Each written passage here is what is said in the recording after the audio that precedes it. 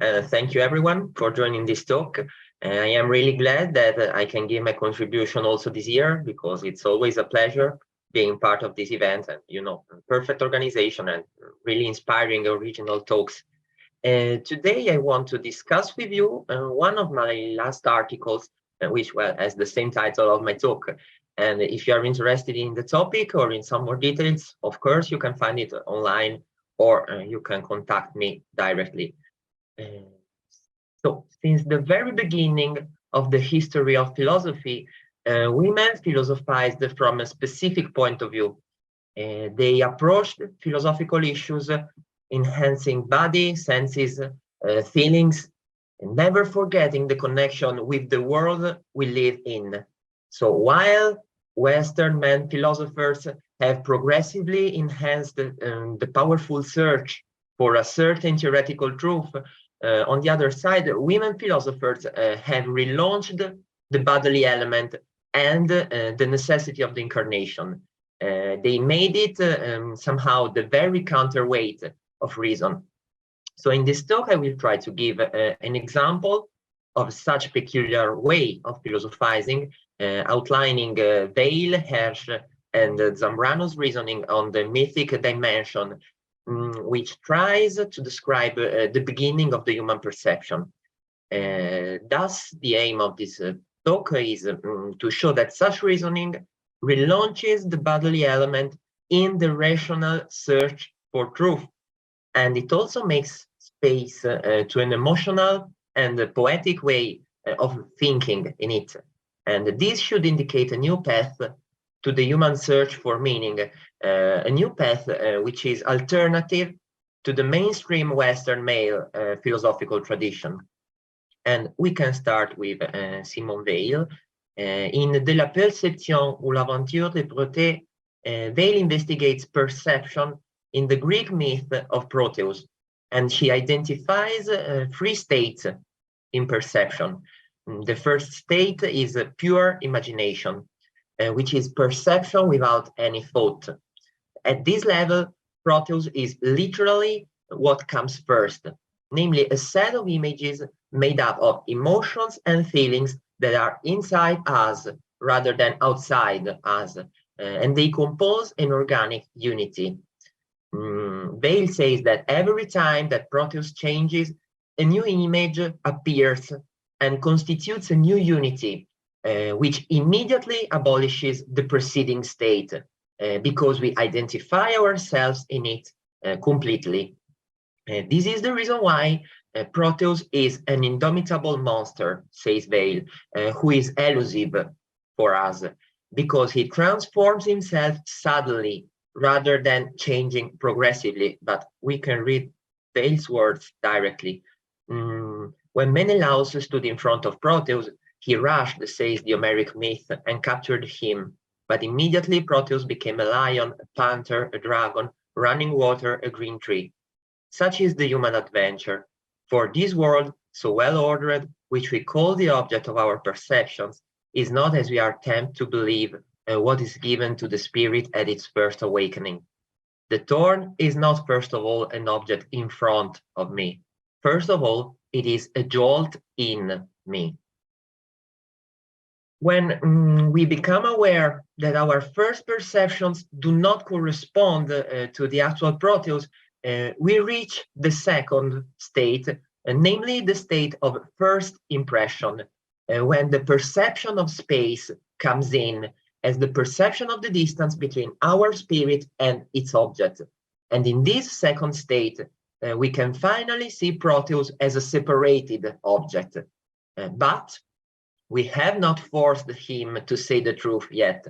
Weil says that in this way, Proteus is somehow domesticated, but not tamed yet.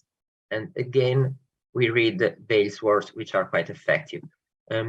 The world, the object of my perceptions, is not at all Proteus. There is therefore a word of series, as to say, of ideas in the so common act of perceiving a color. But when the spirit that perceives forms these ideas, all this activity leads it to return Proteus to his own form. No, the spirit in perception does not dominate Proteus, it dresses him only with ideas. These ideas define the first impression, entangle it like in a net, but do not penetrate it. We can move to the third state only when time as continuity comes in, because the spatial extension that distinguishes us from our object is not enough to perceive the object adequately. The third state, namely the state of perfect perception, is reached only when we connect the different moments of perception and we can finally take control of the images created by our imagination. And this leads to two essential consequences. First, now that the thinking is continuous, we are finally capable of a free act, because we are finally aware of our imagination and we do not identify ourselves with our object anymore. Second, Proteus is tamed now and he can say the truth, of course, but the truth we discover, says Bale, is that Proteus is just a rep. He is a bodily reaction that says nothing about the object itself. Again, we read Bale's words. To the thinker who leaves his body to the world, the object responds by sending back his emotions. But to the athlete thinker, the object does not answer anything, becoming a sort of sphinx that ends up devouring the thought. The object is diminished to the rank of sign. So we can conclude that first, Proteus is mute regarding the truth of things, so we can act indirectly, says Bale. Namely, we can act differently from the rule that perception seems to impose to us. Second, work, says Bale in her later works, work emerges as an alternative to the rule of things, because we are distinct from things. Then third, we can be indifferent to the rule of things, of course, but we cannot be indifferent to things themselves, because we can know the world only through the intermediation of a sensitive body. And the objects we encounter in the world are signs, as we have just read. And we go on with Bale. We cannot change our condition, which is knowing only a mixture of what is felt and the sentient being.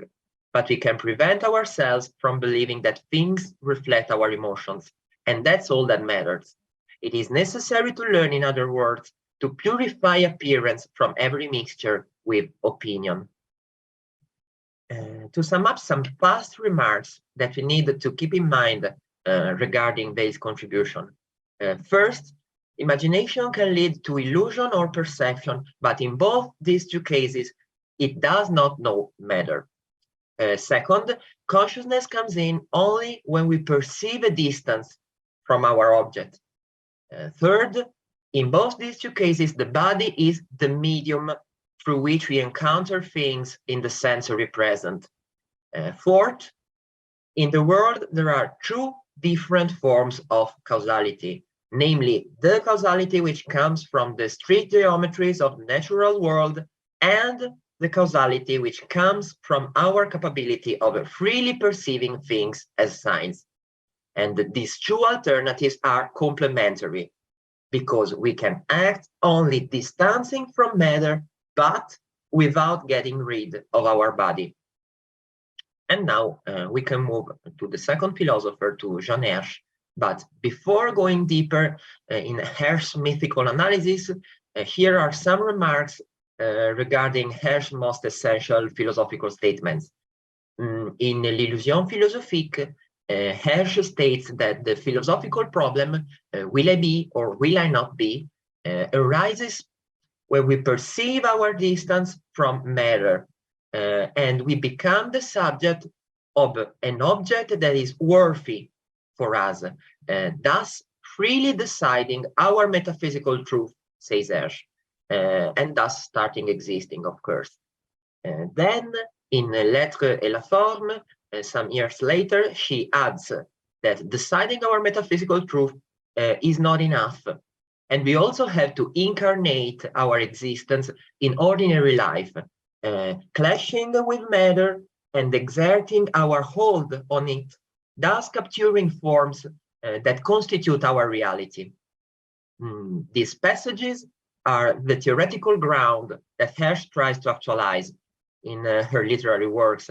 The text that is more relevant for our analysis is Ève ou la naissance éternelle du temple, which is inspired by the contemplation of Gislebertus Eve in Autun Cathedral, and here you can see the bas-relief. To Hersch, here Eve emerges from the horizontal base of the bas-relief, which to her significates the state of matter, where everything is undetermined and no distinction in space and time is possible. Eve here is not fully aware of herself yet. She lays here on the base of the bas-relief, and she emerges from what Hersch defines the sacral rigidity. To Hersch, Eve's birth is the birth of time. Eve is born to existence when she takes the forbidden fruit. This birth becomes the absolute presence of existence, says Hersch. We can see here in the middle of the bas-relief the branch of the tree, which to Hersch significates the vertical dimension of his decision, the metaphysical decision we have just seen, and it breaks time forever. This should represent the moment when we become the subject of an object and we take a decision, saying yes to the philosophical problem. In this moment, we literally exist because we emerge and separate from matter. We move from the Garden of Eden to the earth. Eve starts seeing, thanks to her sweet disobedience, these are Hersch's words, and her face, which we can see is the most detailed part, the bas-relief.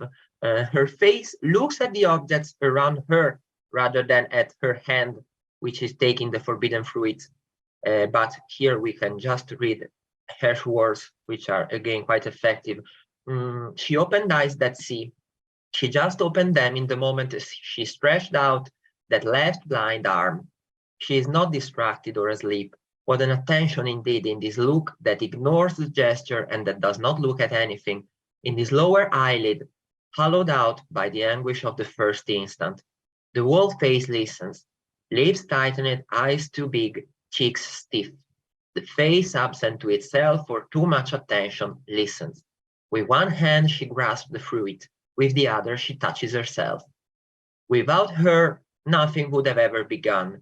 No one would have died, no one would have chosen, lived, loved. Without her, vertical eternity would have never become an event in the present, distinguishing the burden of the past and the possible futures. Before moving to Zambrano, here's a fast comparison that we need to keep in mind between Hersch and Weil. First, both Weil and Hersch start from facing the mute matter through their bodily reactions. Second, Weil and Hersch share a common attitude because they move from an action which is irreducible to sensations but not independent of the senses, and they love reality. In her later works, Weil will speak of attention while Hersch speaks of wonder. Third, Hersch frequently recalls that there are two different ways of being in the same one world rather than two different worlds. And these two ways are complementary. But, well, this is something that we have already found in Weil. And now we can move to the last philosopher, to Maria Zambrano. Zambrano claims even more clearly than Hersch that philosophical reasoning comes second in knowledge. To her, thinking and feeling share the same root, and thinking should decipher the original feeling, first of all. The poetic language can help us investigate the mythical condition which is prior to human rationality. So Zambrano uses it to clarify the story of the human attitude towards the passion for the divine. And the mythical beginning of such story is relevant for our analysis, so we read it. In the initial situation, man does not feel alone. Around him there is not a vital space, free, whose emptiness let him move, but on the contrary, what surrounds him is full, and he does not know of what. It is not reality that he lacks, but vision. His immediate need is to see. So in the beginning it was the delirium, the visionary delirium of chaos and the blind night. Reality oppresses, and its name is not known. It is continuous, since everything fills it, and space has not yet appeared. Slow and difficult conquest, as and perhaps more than that of time. We can see that in Zambrano, once again, at the beginning, space and time have not yet appeared, and chaos dominates an undeterminate reality, so full and dense that no intellect can order it. Zambrano defines it the sacred, namely the other which precedes human images, and the other becomes the divine when gods appear as a principle of distinction and relation. Thanks to gods, chaos can be ordered in cosmos, because these gods shed light on the difference between man and the other. And we can see that here 2 points recur. First, human reason does not come first and starts ordering only thanks to the images which come from the perception of real things. And second, consciousness arises when distance is put between us and our objects. And at this point, philosophy is born, says Zambrano. And we read the significant words from Zambrano because they closely resemble Hersch. Philosophy begins in the most antipoetic manner with a question. Questioning is the characteristic trait of man, the sign of the fact that he has come to a moment when he begins to separate himself from what surrounds him, something similar to the breaking up of a love, such as birth. Each question indicates the loss of intimacy or the extinction of worship. To Zambrano, after Greek religion, human rationality progressively substituted the divine, imposing its will to dominate and separating itself from the world and its same body, losing the possibility of relating to the other. And piety is the solution that Zambrano offers to recover the relationship between man and the divine. And starting from the definition of piety as knowing how to deal adequately with the other, Zambrano draws other conclusions similar to that of Hersch and Weil. Piety is active. It always tries to be effective. It is knowledge that leads to action, which drags to action. Piety is action because it is feeling the other as such without outlining it in abstraction. Feeling that is doing and knowing, expression and determination of an order that gives meaning to unspeakable events. So to conclude, just 2 other minutes, what are the gains of the path we have just drawn? Well, the first gain is that these women philosophers make explicit the need of other approaches to truth. Namely, they face the problem of cognitive failing, starting from bodily reactions rather than from the pure theoretical activity. But they still do not renounce to the precision of reason. And of course, these other approaches to truth enhance other languages to investigate the truth, as we have just seen. And this is the second gain. The third gain is the awareness that oblique paths are needed in order to reach a transcendent truth. We have seen that there are 2 different ways of being in the world, and these 2 different ways are radical alternatives when we face the mute necessity of matter. On the one hand, we can stop to the logical understanding of natural facts, which cannot say the truth, while on the other hand, we can draw these oblique paths to what is worthy for us, reading a cipher of transcendence in the world and giving a concrete form to it. The fourth gain is an original definition of freedom, because we are responsible of the way we face the mute necessity of matter. So being free turns to be starting from the natural world and bringing a new order in it. And such freedom is active in the world. The fifth and last gain, to conclude, is the constructive attitude towards the cognitive failing, because to all these women philosophers, existence and consciousness come from the awareness of separation from our object and from the truth itself.